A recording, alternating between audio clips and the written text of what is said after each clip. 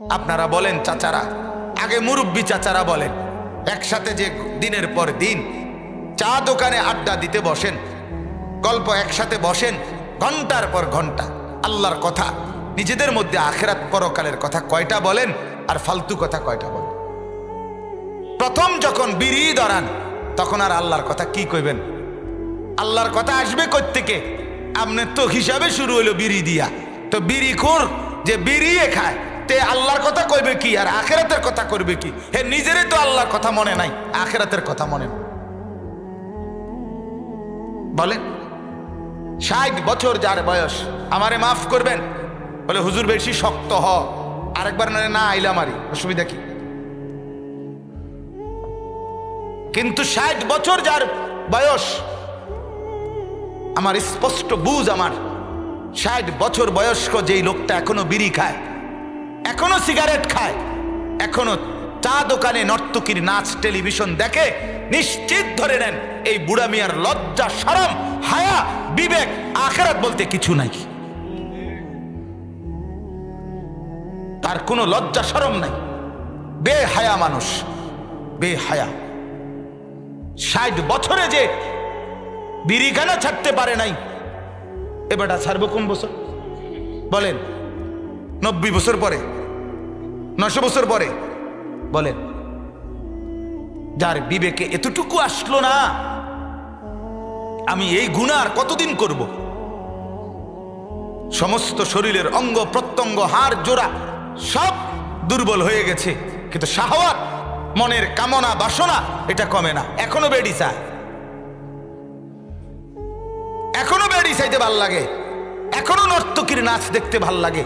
আশ্চর্য কথা, এখনো কথায় কথায় গালি দেয়, এখনো বিড়ি ছাড়া সকাল কাটে না, দুপুর কাটে না, রাত কাটে না, দিন কাটে না, সারা দিন আগুন নিয়ে থাকতে ভালোবাসে। বিড়ি মানে তো আগুন, ঠিক কিনা বলেন না কেন? তো যার সকাল কাটে আগুন দিয়ে, দুপুর কাটে আগুন দিয়া, বিকাল দিয়ে কাটে আগুন দিয়ে, রাত কাটে আগুন দিয়ে, এ আগুন পোড়াইতে পোড়াইতে যার জিন্দিগি, সে কি বলে ফেরেশতাকে?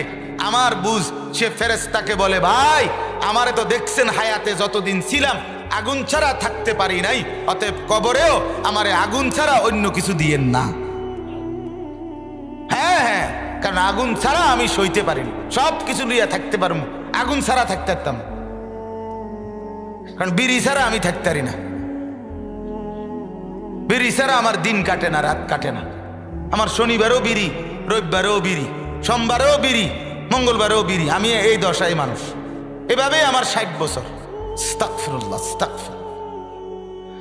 ওয়ালা তাকুনু কাল্লাযীনা নাসুল্লাহ ফাআনসাহুম আনফুসাহুম। রব্বুল আলামিন বলে, বান্দা, ও ঈমানদার, আমি আল্লাহকে এই পরিমাণ ভুলে যেও না।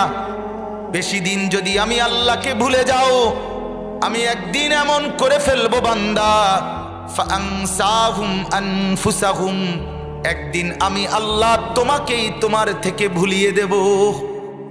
তোমার আর মনে হবে না, তুমি আর নিজেকেই চিনবা না, তোমার আর এই বুঝ বুদ্ধি থাকবে না, তুমি মুসলমান, তুমি মরবা, তোমার আখিরাত হবে, তোমার কবরে যেতে হবে। 60 বছরেও আর অনুভূতি আসবে না, 70 বছরেও আর বুঝ আসবে না, কারণ এতদিন লম্বা আমাকে ভুলে গেছো, একদিন আমি আল্লাহ তোমাকেই তোমার থেকে ভুলিয়ে দিলাম। উলাইকা হুমুল ফাসিকুন। আর আল্লাহ বলেন, এরাই হচ্ছে ফাসিক, পাপী। নাউজুবিল্লাহ, নাউজুবিল্লাহ। হ্যাঁ, এই পরিমাণ নাফরমানি। 30 বছর ধরে আপনার ঘরে রঙিন টেলিভিশন চলে, আপনার স্ত্রী, আপনার ছেলে মেয়ে আজকে 20 বছর লাগাতার একই রকম আপনার বিবি বাচ্চা রঙিন টেলিভিশন দেখে, নর্তকীর নাচ দেখে, সিনেমা নাটক দেখে, এভাবেই আপনার 20 বছর। আজকে আপনার ঘরে আপনার পরিবার আর আপনি নাফরমান, আল্লাহরে ভুলছেন, আজকে কতদিন হয়? হ্যাঁ, কি মনে হয় মুসলমান? কি মনে হয়? জিন্দিগি মানে বন, জিন্দিগি মানে পেঁয়াজু আলুর সব। কি মনে হয়? আজ 20 বছর যেই ঘরে রঙিন টেলিভিশন চলে, আজ 10 বছর যেই চা দোকানে রঙিন টেলিভিশন চলে, এই নাফরমান আল্লাহরে ভুলছে আজ কতদিন হয়? বলেন বলেন তারে। তুমি আল্লাহকে যে ভুলছো আজকে কত বছর, কত বছর আজকে আল্লাহকে ভুলেছো? আজ 20 বছর দাড়ি কাটে, 10 বছর দাড়ি কাটে, তুমি আল্লাহকে ভুলছো আজ কতদিন হয়? তুমি মদিনার রসুলকে ভুলে গেছো আজ কতদিন? এক মুসলমান কতদিন গুনাহ করে লাগাতার? বলেন না বাপ, ইমানদার লাগাতার গুনাহ করে তারে ইমানদার বলে? গুনাহ হতে পারে, গুনাহ হয়ে যায়, গুনাহ আমারও, গুনাহ আপনারও, গুনাহ আপনাদেরও, গুনাহ আব্দুল কাদের জিলানিরও, গুনাহ জুনায়েদ বাগদাদিরও, কিন্তু ইমানদার বলে তাকে যার গুনাহ হতে পারে, হয়ে যায়, হয়ে গেলেই যাকারুল্লাহ, আল্লাহকে স্মরণ করে, ফাস্তাগফিরু লিযুনুবিহিম, গুনাহ মাফ চেয়ে নেয়, বিনিময়ে আল্লাহ বলেন আমিও মাফ করে দিলাম। কিন্তু গুনার উপরে 30 বছর, গুনার উপরে 20 বছর, আজকে 20 বছর বাজারের ব্যবসা আমনের, প্রত্যেক দিন মিছা কথা কন, প্রতিদিন আপনি ওজনে কম দেন, প্রত্যেক দিন বাটফারি কথা কন, প্রতিদিন, এটাই আপনার সিস্টেমটাই এটা, আপনার ব্যবসাটাই এটা। আপনি মিছা কথা করে বেচেন, মালের গুণাগুণ 2 নম্বর মাল দিয়ে বেচেন, আপনি ফসাটা দিয়ে বেচেন, আপনি ঠকাচ্ছেন প্রতিদিন, এটা দিয়েই ঘর উঠছে, এই 2 নম্বরই টাকা দিয়েই আপনার বেডির শৈলের গহনা, আপনার ঘরের আসবাব, আপনার এই বিল্ডিং, আপনার ফুতের ফ্যান, আপনার মাইয়ার জামা, আপনার লুঙ্গি, আপনার গায়ের জামা, এই সবটা নিয়া, সিটারির টাকা নিয়া পুরা ফ্যামিলি সাজাইছেন। হায় নাফরমান, মরবেন না? হ্যাঁ, গরু জবাই করে খাবাইয়া গেরাম ব্যস্ত দিয়ে লাইব। হ্যাঁ, বাহ বাহ, একটা গরু জবাই করলে গেরাম চুক্তি ভাত খাইলে আপনি গরুর কান্দে করে ব্যস্ত যাবেন গা। এত রঙে দোয়ান বাহি খায় না, কথা বোঝেন? এত হুগনায় সিরা ভিজে না, একটু ফানি দন লাগে, কথা বুঝছেন? মাফ করেন, ভাবতে শিখেন। এক একজন, আমি আপনি কতদিন গুনাহ ধরে রাখছেন? মুসলমান লাগাতার গুনাহ করে না, মুসলমান গুনার উপরে জমে থাকে না, ইমানদার গুনাহকে লম্বা করে না বাবা। সারাটা জীবন বুঝি এভাবে কাটে মানুষের। আজীবন বুঝি আপনার ঘরে টেলিভিশন চলবে, আজীবন বুঝি মৃত্যু পর্যন্ত আপনি কি রাইখে কবরে যাচ্ছেন, কি রাইখে কবরে যাচ্ছে? 60 বছর পর্যন্ত আপনি বিড়ি খাবেন, এই বিড়ি খেতে খেতে আপনি কবরে যাবেন, এই গালিগালাজ করতে করতে আপনি কবরে যাবেন, এই নার্তকী দেখতে দেখতে, টেলিভিশন সাদওয়ানে দেখতে দেখতে আপনি এমনি এমনি কবরে যাবেন গা। হায় হায় হায় হায়, এরপরে আপনার খবর কি হবে বাপ? আখেরাত কি হবে? পরকাল কি হবে? প্রায় 30,000-এর চাইতে বেশি মানুষ তুরস্কে সিরিয়ার এই ভূমিকম্পে মারা গেছে, সে তো সরকারি হিসাব। এত হাজার মানুষের লাশ, তারা তো পৃথিবীতে তওবা করার সুযোগও পায় নাই। পেয়েছে কি? এরা কি জানতো কিছু? তারা কি কিছু বুঝতে পারছে কিছু? দেখতে দেখতেই তো নাই, দেখতে দেখতেই তো নাই। তো এমন যদি হয়, আমিনতুম মান ফিস সামাই আন ইয়াখসিফা বিকুমুল আরদা ফাইদা হিয়া তামুর, আল্লাহ বলে বান্দা, আসমানে যেই আমি আল্লাহ আছি, সেই আমি আল্লাহ থেকে নিজেকে নিরাপদ ভাবছো? তুমি জানো না? না, আমি ইচ্ছে করলে জীবন্ত ধসায়া মাটির নিচে সমান করে দিতে পারি। কি মনে করছো তুমি? পারে? বলেন আল্লাহ পারবে? কথা বলেন না, পারে কি না বলেন তো? দেখাইলেন, আগেও দেখাইছেন, ওয়ালাকাদ কাযযাবাল্লাযীনা মিন ক্বাবলিহিম, আগেও আমার নাফরমানি করছিল, তাদের পরিণতি ফাকাইফা কানা নাকির, তাদের বিরুদ্ধাচরণ নাফরমানির পরিণতি কি হয়েছিল খবর নাও। ফেরাউনের কি হয়েছিল, নমরুদের কি হয়েছিল, কারুনের কি হয়েছিল, সাদ্দাত কি করছিল, নূহ আলাইহিস সালামের কওমকে কেন ডুবাইয়া দিল, লূত আলাইহিস সালামের কওমকে কেন 7 তবক জমিনের মাটি উল্টায়া জিন্দা দাফন করে দিল, হুদ আলাইহিস সালামের কওমকে কেন ঝড়ো বাতাস দিয়ে ধ্বংস করে দিল। আল্লাহ বলে জিজ্ঞাসা করো, তারিখ দেখো, ইতিহাস দেখো, বিচক্ষণ মানুষকে জিজ্ঞেস করো, বিবেকবান মানুষকে বলো যে ওরা কেন পৃথিবীতে ঘৃণিত হইল। বলেন শুধুই গুনাহ, ঠিক কিনা বলেন না? আল্লাহর নাফরমানি, আল্লাহর নাফরমানি, আল্লাহর অবাধ্যতা।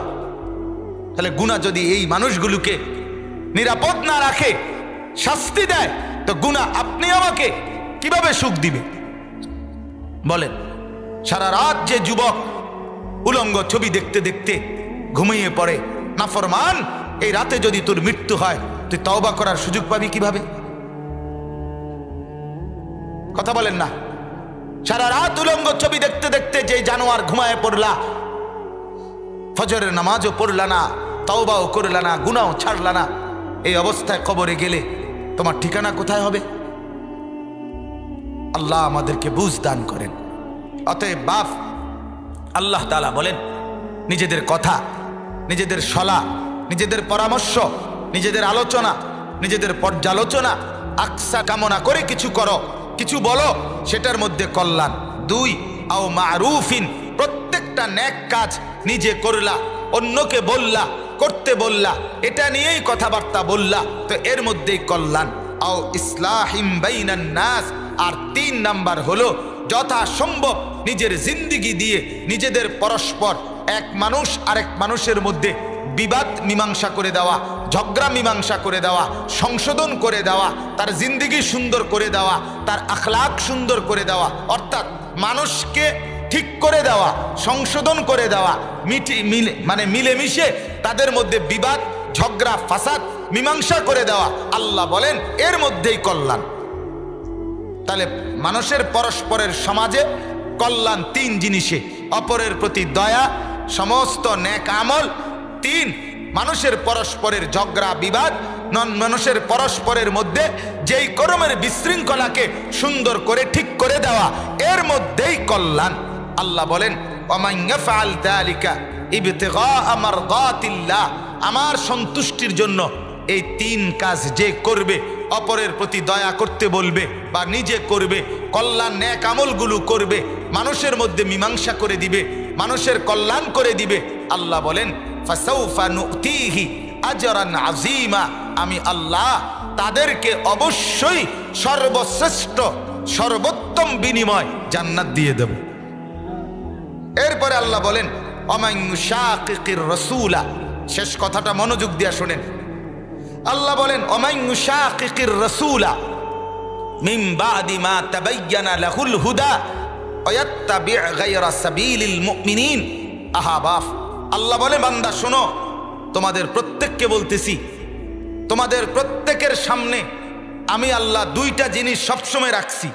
1, আমার রসুলের হেদায়েত, নবীর হেদায়েত, এই যে কোরআন এবং রসুলুল্লাহর সুন্নাহ সর্বজামানায় পৃথিবীতে ছিল, আছে, থাকবে। ঠিক কিনা বলেন না কেন? কোরআন ছিল তো আগে, এখন আছে তো, আগামী দিনে থাকবে তো, থাকবে। নবী সাল্লাল্লাহু আলাইহি ওয়াসাল্লামের সুন্নাহ ছিল তো, আছে তো, থাকবে তো, থাকবে। তো আল্লাহ বলেন এর এক, যে আমি আল্লাহ আমার রসুলের মাধ্যমে তোমার কাছে সমস্ত হেদায়েত স্পষ্ট করে দেওয়ার পরও তোমরা যারা আমার রসুলের হেদায়েত মানে কোরআন এবং সুন্নাহর বিপরীত করবে।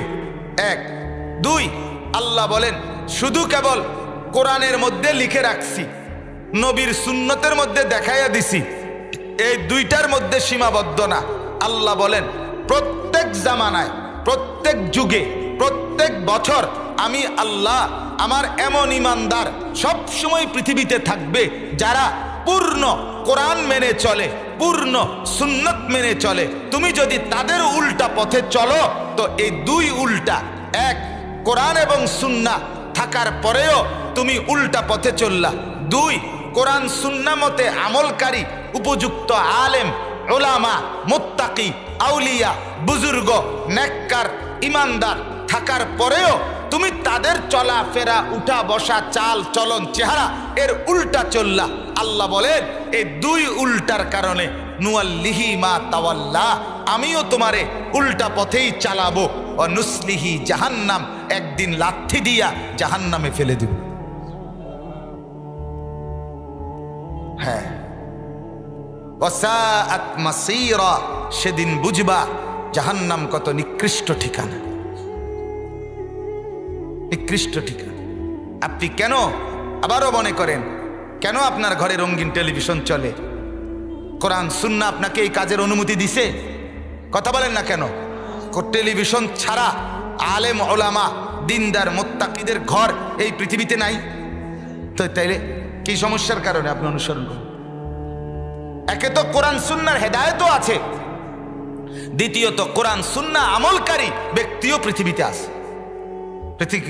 আপনি বলেন আপনি প্রতিদিন ব্রাশ এবং টুথপেস্ট দিয়ে দাঁত মাজেন, কিন্তু রাসূলুল্লাহ সাল্লাল্লাহু আলাইহি ওয়াসাল্লামের সুন্নাত মিসওয়াক, এটা সুন্নাত আছে, আর এটার উপরে আমলকারী আলেম ওলামা তালিব ইলম আল্লাহওয়ালা বুজুর্গ পৃথিবীতে নাই। তাহলে আপনি কি কারণে উল্টাটা করছেন? রাসূলুল্লাহ সাল্লাল্লাহু আলাইহি ওয়াসাল্লামের সুন্নাত, আল্লাহর হুকুম, দাড়ি রাখা, আল্লাহর চেহারা নষ্ট না করা, এটা বিধান আছে।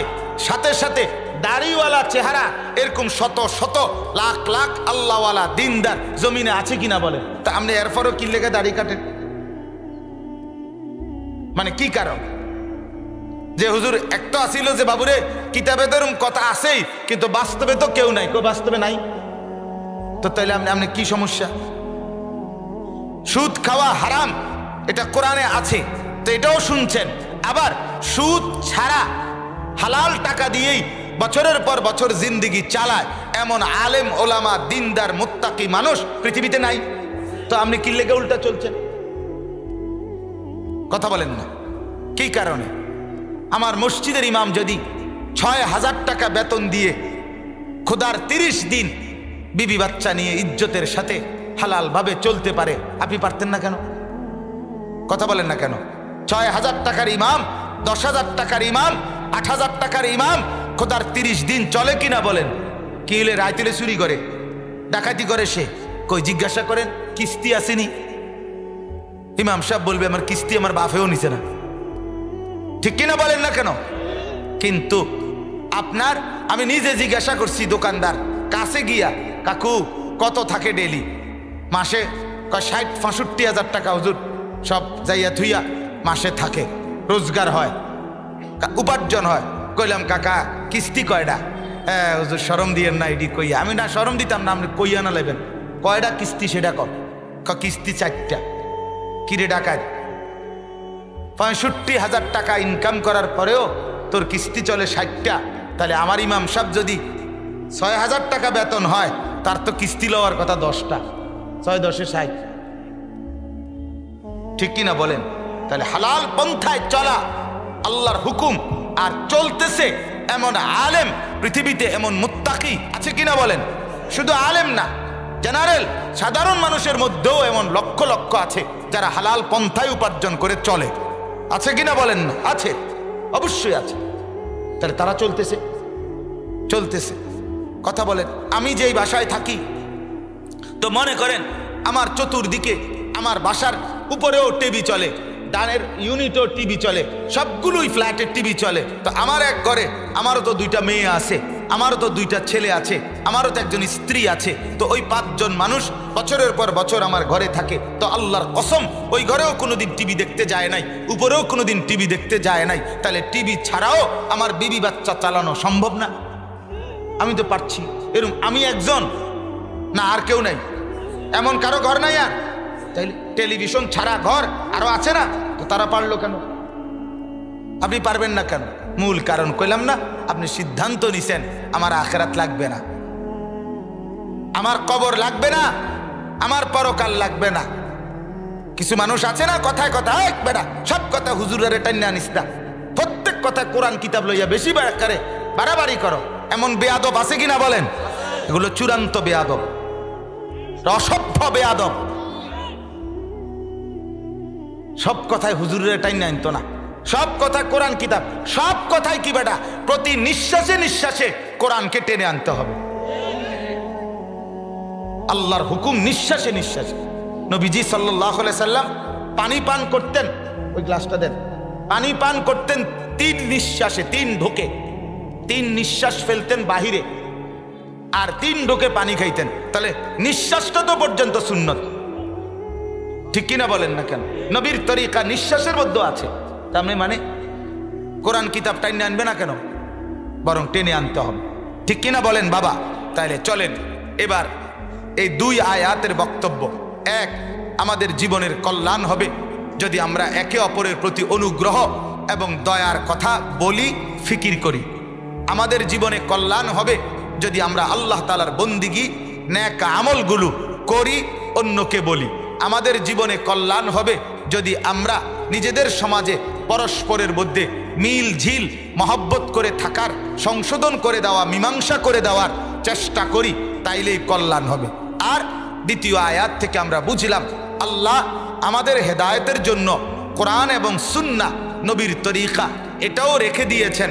আর ওই কোরআন সুন্নাহর প্রত্যেক কথার উপরে আমলকারী ব্যক্তিও পৃথিবীতে ইমানদার রেখে দিয়েছেন। অতএব কিতাব কোরআন সুন্নাহর বিধানও আছে, আমলকারী মানুষও আছে।